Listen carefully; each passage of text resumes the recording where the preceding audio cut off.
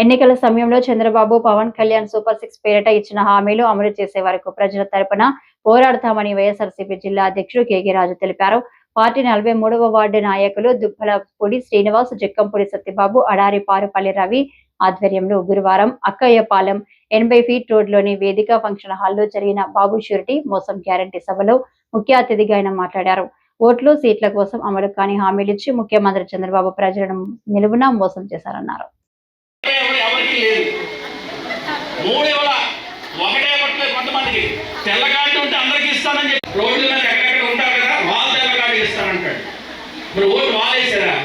ఇందులో కొంతమంది ఏముందిలే చంద్రబాబు నాయుడు ఇస్తాడేమో అన్న కొంత ఆలోచన ఉండదు. ఏ ఇల్లు ఎక్కడుంది, ఎవరిని చూస్తే ఏ వార్డు అని చెప్పే రకమైనటువంటి గుర్తుండి మిమ్మల్ని అందరినీ కలుస్తున్నందుకు, ఎందుకంటే చాలా మంది మామూలుగా కలుస్తున్నాం, ఇంత పెద్ద ఎత్తున సంవత్సర కాలం తర్వాత మిమ్మల్ని అందరినీ కలిసినందుకు మీ అందరికీ కూడా ధన్యవాదాలు తెలియజేస్తూ, ముఖ్యంగా బాబు షూరిటీ మోసం గ్యారంటీ అనే కార్యక్రమం యొక్క ముఖ్య ఉద్దేశం ఏదో ఇప్పటికిప్పుడు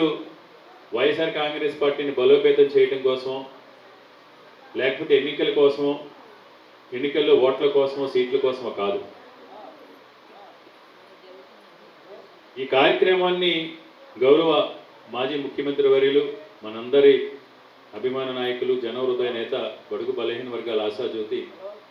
జగన్మోహన్ రెడ్డి గారి యొక్క ఉద్దేశం ఏంటంటే, ఆయన లక్ష్యం ఏంటంటే ఎప్పుడు కూడా ప్రతి కుటుంబంలోని కూడా వెలుగును నింపాలి, ప్రతి కుటుంబంలోని కూడా చదువుకోవాలనుకునే తపన తాపత్రయం ఉన్న ప్రతి పేద విద్యార్థిని కూడా ఆర్థిక అసమానత లేకుండా విద్యావంతులు అవ్వాలి, ప్రభుత్వం ప్రతి ఒక్కరికి కూడా ఆరోగ్య భద్రత కల్పించాలి,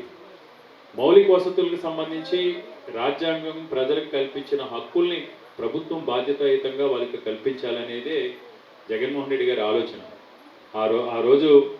రాజశేఖర రెడ్డి గారు స్వర్గీయ దివంగత ముఖ్యమంత్రి వర్యులు 2004 నుంచి 2009 సెప్టెంబర్ 2వ తారీఖు వరకు కూడా ఆయన బతికున్నంత కాలం ఏ విధంగా అయితే ఒక రామరాజ్యంలో ఆంధ్రప్రదేశ్ రాష్ట్రాన్ని పరిపాలించి వెనుకబడిన వర్గాల్లో, మహిళల్లో, పేద విద్యార్థుల్లో, పేద కుటుంబాల్లో ఆనందాన్ని, సంతోషాలను నింపారో అవన్నీ నిత్యం ఉండాలని కోరుకునే నాయకుడు ఈరోజు ఒక వైఎస్ జగన్మోహన్ రెడ్డి గారు మాత్రమే. వైఎస్ఆర్ కాంగ్రెస్ పార్టీ స్థాపించిన తర్వాత 2014లో కూడా ఇదే విధంగా ఇదే కూటమి అబద్ధాలు చెప్పి ఆ రోజు ప్రత్యేక హోదా ఇస్తామని, విశాఖపట్నానికి ప్రత్యేక రైల్వే జోన్ ఇస్తామని,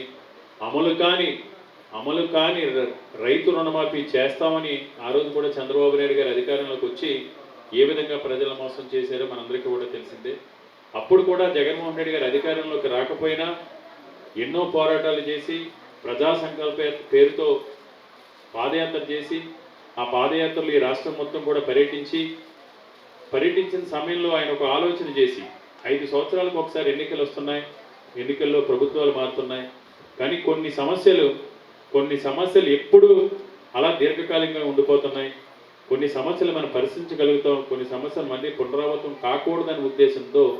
ఆయన కొన్ని నిర్ణయాలు తీసుకుని ఆ రోజు నవరత్నాలు రూపొందించడం. అంటే నవరత్నాలు అంటే నిజంగా అందులో నవరత్నాలు అంటే, ఎందుకంటే ఈరోజు ఈ సమాజంలో పేద ధనిక, లేకపోతే నువ్వు ఆ కులం ఈ కులం, నువ్వు చిన్నోడివి నువ్వు పెద్దోడివి అనే తారతమ్యాల్ని పక్కన పెట్టి సమానత్వాన్ని, ఈ సొసైటీలో గౌరవాన్ని ఇవ్వగలిగే శక్తి ఒక విద్యగా మాత్రమే ఉంది, ఎడ్యుకేషన్ ద్వారా మాత్రమే. ఎందుకంటే ఇప్పుడు మనం ఇక్కడ ఉన్న వాళ్ళు కూడా ఎవరైనా బాగా చదువుకున్న వాళ్ళు అంటే మనం గౌరవిస్తాం.